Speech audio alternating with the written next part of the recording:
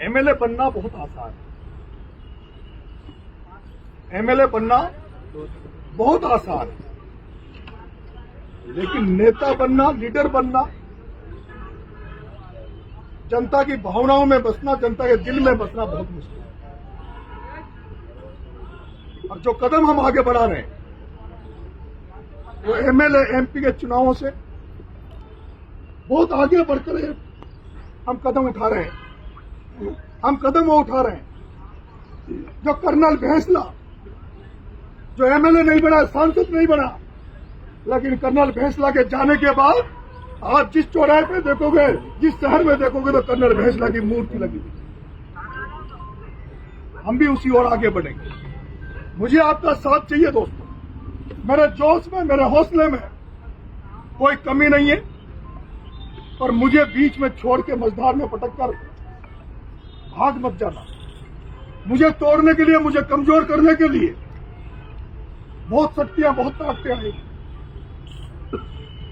वो जिन लोगों को मैं ठोकर मार रहा हूं, जिन लोगों को मैं चेतावनी दे रहा हूं, उनके चमचे चलाते, जिनको लगता है कि हमारे नेताओं से, हमारे आकाओं से हमारी दाल रोटी चल रही है, हमारा घर चल रहा है, वो सब सोशल मीडिया पे, फेसबुक पे कई तरह के भ्रम फैलाने की कोशिश करेंगे, कई तरह से मुझे बदनाम करने की कोशिश करेंगे। उनको मुंह तोड़ जवाब देना है, फेसबुक पे भी जवाब देना, सोशल मीडिया पे भी उनको जवाब देना है, और ग्राउंड पे भी उनको जवाब देना है। आपका भाई सेनापति है, और मैं कहना चाहता हूं मित्रों, अगर सेनापति मजबूत है और उसकी अगर सेना कमजोर है तो वो सेनापति को भी मरवा दे, और अगर सेनापति कमजोर है और सेना मजबूत है तो वो सेनापति सेना को मरवा देता है। मैं आपको विश्वास दिलाता हूं, भरोसा देता हूं, आपका सेनापति मजबूत है, अंदर से भी मजबूत है, बाहर से भी मजबूत है।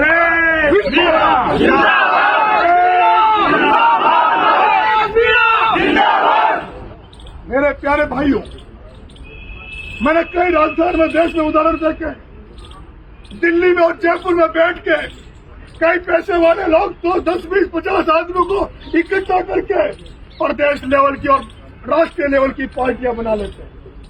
और क्या हमारे साथ हजारों युवा, लाखों परिवारों का आशीर्वाद हमें मिलने के बाद भी क्या हमें इतनी ताकत नहीं है कि एक छोटा सा चुनाव लड़ते हैं? अरे एमएलए का विधानसभा तो क्या, अगर आप लोग मेरे साथ रहे तो 2028 में 200 विधानसभा पे नरेश मीणा चुनाव लड़ेगा।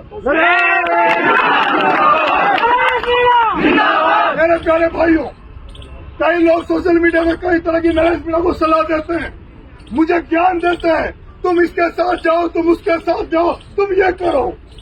मैं आपसे कहना चाहता हूं, मेरे पे भरोसा रखो, विश्वास रखो।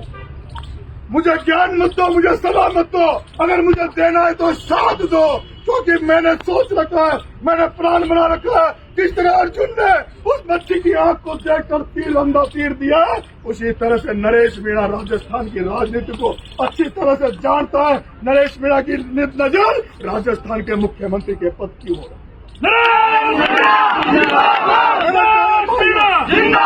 मेरे प्यारे भाइयों, हमारा मन था, मेरा मन था, जब सचिन पायलट जब अजमेर से पैदल यात्रा निकाल रहा था, आपका भाई कांग्रेस को छोड़कर 5 दिन तक सचिन पायलट के साथ अजमेर से पैदल पैदल पैदल पैदल जयपुर तक आया था।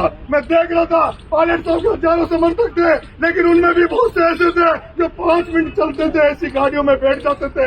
लेकिन मेरे अंदर जुनून था, और जुनून ये था कि मैं सचिन पायलट के साथ एक एक कदम पर अजमेर से जयपुर तक युवाओं के लिए, किसानों के लिए सचिन पायलट की आवाज में आवाज मिलकर सचिन पायलट के साथ। और उसका एक विशेष कारण, पत्रकार पूछते हैं तुम इस पार्टी में हो, तुम हनुमान बेनीवाल की तारीफ करते हो, तुम किरोड़ी लाल की तारीफ करते हो। मैं सपना देखता था, मैंने तब भी कहा था सचिन पायलट से, मैंने कहा था पायलट साहब, हनुमान बेनीवाल, सचिन पायलट और किरोड़ी लाल मीणा, जिस दिन राजस्थान में तीनों एक हो जाए, ये पार्टियों की दुकानें बंद हो जाए, पार्टियों को हम बैग में भर के वापिस भेज दें। लेकिन मेरे प्यारे भाइयों, हमें लोग बड़े दिखते हैं, नेता बड़े हो सकते हैं, लेकिन सब कहीं न कहीं किसी से बंध जाते हैं, किसी को मुख्यमंत्री का ऑफर आ जाता है, किसी को बड़े पद का ऑफर आ जाता है, और इनमें तालमेल नहीं है। लेकिन आपका भाई जिसने राजस्थान विश्वविद्यालय में 2011 में एक जाटों की लड़की प्रभात चौधरी को राजस्थान विश्वविद्यालय से तीसरा मोर्चा बनाकर राजस्थान विश्वविद्यालय के अध्यक्ष बना दिया था। मैं चाहता हूं ये जो आंदोलन है, ये चुनाव लड़ने नहीं जा रहे, हम देवली उनियारा की धरती पर आंदोलन करने जा रहे हैं। जो आंदोलन ऐसा होगा जो मैं सपना सजो के बैठा था कि एक दिन राजस्थान के मुख्यमंत्री की कुर्सी पर कोई न कोई किसान का बेटा बैठेगा, अगर हनुमान बेनीवाल बैठे तो मैं उसके साथ हूँ। किरोड़ी लाल जिस दिन मुख्यमंत्री बने मैं उसके साथ हूँ। सचिन पायलट जिस दिन राजस्थान का मुख्यमंत्री बने मैं उसके साथ हूँ। मैं तो सेनापति बन के काम करना चाहता हूँ, हनुमान बन के काम करना चाहता हूँ। मैं तो चाहता हूँ कि कोई न कोई गाँव का किसान का बेटा राजस्थान की मुख्यमंत्री की कुर्सी पर बैठे। आज एक और चल रहा है, मेरे पास आ रहा है, वो पकड़ के कह रही है हमारे दल से लड़ लो, हमारे दल से लड़ लो। नरेश मीणा भी वेट एंड वॉच की स्थिति में, नरेश मीणा भी वेट एंड वॉच की स्थिति में। अलीगढ़ में जा रहा हूँ, जनता जनार्दन के बीच में जा रहा हूँ, जनता जनार्दन क्या आशीर्वाद देगी उसके बाद अपना फैसला करूंगा, जनता की नब्ज टटोलूंगा। जनता ने अगर आशीर्वाद दिया तो ऐसा करेंगे जो राजस्थान में एक नया इतिहास रचेंगे। ये भरोसा, ये भरोसा मेरे में कहीं कहते हैं छबड़ा में इतने वोट आ गए, छबड़ा चला जा। अरे मेरे भाइयों, ये तो रणथंभौर का बाघ है, रणथंभौर का टाइगर है, जिसे रणथंभौर तक आप रोक नहीं सकते। ये तो 12 में भी जाएगा, टोंक में भी जाएगा, जरूरत पड़ी तो 200 में भी जाएगा, जरूरत पड़ी तो माधोपुर में जाएगा, जरूरत पड़ी तो राजगढ़ में भी जाएगा, और जरूरत पड़ी तो राजस्थान के किसान छात्रों के लिए दिल्ली की सड़कों पे जाना पड़े तो ये नरेश मीणा तो जंतर मंतर पे भी जाएगा। ये राजस्थान की आवाज है, इसको आप सीमित दायरे में नहीं कर सकते, इसको आप सीमित दायरे से आप नहीं जोड़ सकते। इसलिए मेरे प्यारे भाइयों, आज हम सब लोग जा रहे हैं, आज हम सब लोग जा रहे हैं।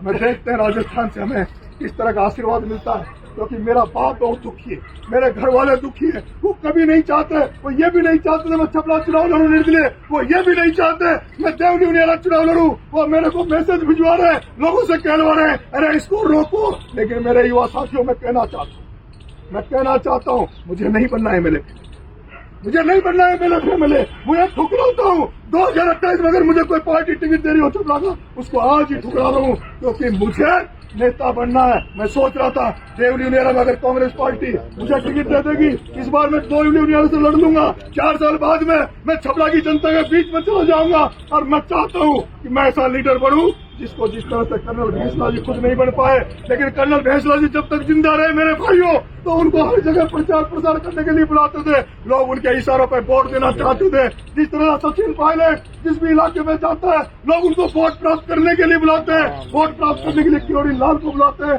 हनुमान बेनीवाल को बुलाते हैं। मैं कहना चाहता हूँ आपके भाई को भी एक समय आएगा कि राजस्थान में हर सीट पर नरेश मीणा को वोट मांगने के लिए बुलाया जाएगा। और उस समय नरेश मीणा उन भाइयों के लिए वोट मांगने जाएगा जिनके माँ बाप कभी जिंदगी में एमएलए नहीं बने, जिनके माँ बाप कभी सांसद नहीं बने, जो जिनमें जुनून है, जिनमें जोश है। जिस तरह केजरीवाल ने नए लड़कों को खड़ा कर दिया, राजकुमार रोत की पार्टी में नए लोग खड़े कर दिया, उसी तरह से राजस्थान की इस राजधानी के बाद पूर्वी राजस्थान से लेकर हाड़ौती तक उन लोगों को वापस खड़ा कर देंगे जिनके मन में कुछ करने का है, कुछ गुजरने का है, लेकिन जिनके पास पैसा नहीं है। ऐसे लोगों को साथ लेकर एक नई सेना बनाएंगे, नया आगाज करेंगे और राजस्थान की राजनीति को बदलेंगे। आप सब लोगों को बहुत बहुत धन्यवाद। अब आप लोग हम सब लोग देवली उनियारा के लिए रवाना होंगे।